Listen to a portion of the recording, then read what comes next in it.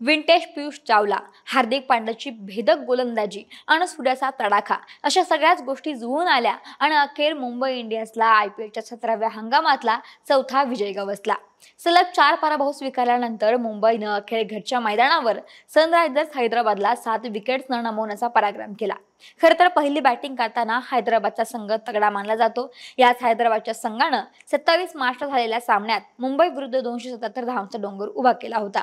वानखेडे स्टेडियमवर मात्र हैदराबादची फलंदाजी शांत राहिली, त्याची पुरेपूर काळजी मुंबईने घेतली। या सामन्यात हार्दिकनं टॉस जिंकून पहिली बॉलिंग घेतली होती, पण हैदराबादकडून नेहमीप्रमाणे ट्रेव्हिस हेडनं आक्रमण सुरू केलं, तर त्याला पहिला सामना खेळणाऱ्या अंशुल कंबोजनं आउट करण्याचा प्रयत्न केला, पण दुर्दैवानं त्याला क्लीन बोल्ड केलेला बॉल नो बॉल ठरला।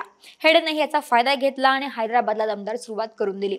मात्र जसप्रीत बुमराहनं अभिषेक शर्माला बाद करत मुंबईसाठी विकेटचं खातं उघडलं आणि कंबोजनं पुनरागमन करणाऱ्या मयंक अग्रवालला माघारी धाडलं। यानंतर पियुष चावला आणि हार्दिक पांड्या यांच्या माऱ्यासमोर हैदराबादचे फलंदाज फक्त हजेरी लावून गेले। त्यातही पियुष चावलाने हेड आणि क्लारेन या हैदराबादच्या 2 महत्त्वाच्या विकेट्स घेत खिंडार पाडलं। तरी शेवटी कॅप्टन कमिन्सनं झुंज देत 17 चेंडूमध्ये 35 धावा फटकावत हैदराबादला 173 धावांपर्यंत पोहोचवलं। लढत देण्यासाठी 173 धावसंख्या चांगली होती। त्यातच सुरुवातीला हैदराबादच्या भुवनेश्वर आणि कमिन्सनं एक ओव्हर मिडन टाकून मुंबईला टेन्शन दिलं, पण पॉवर प्लेमध्येच ईशान किशन, रोहित शर्मा आणि नमन धीर यांच्या विकेट्सही हैदराबादला मिळाल्या। एकूणच मुंबईसाठी परिस्थिती गंभीर झाली होती, पण सूर्यदादा खंबीरपणे उभा राहिला।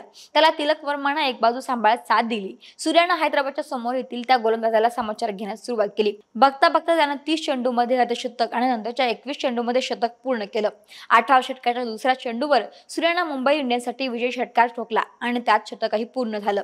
या सामन्यामध्ये हार्दिकनं सूर्याचा दिसलेल्या फॉर्मनं टीम इंडियाचीही आशा पल्लवित केली आहे, कारण हे दोघेही जूनमध्ये भारतासाठी T20 वर्ल्ड कप खेळताना पाहायला मिळणार आहे। असो, मुंबईला IPL 2024 मध्ये सूर उशिरा गवसला असला तरी आता मुंबई इंडियन्स संघाची गणित मात्र बिघडताना दिसू शकतात। महाराष्ट्रातील सर्व बातम्यांचे विश्वासार्ह व्यासपीठ,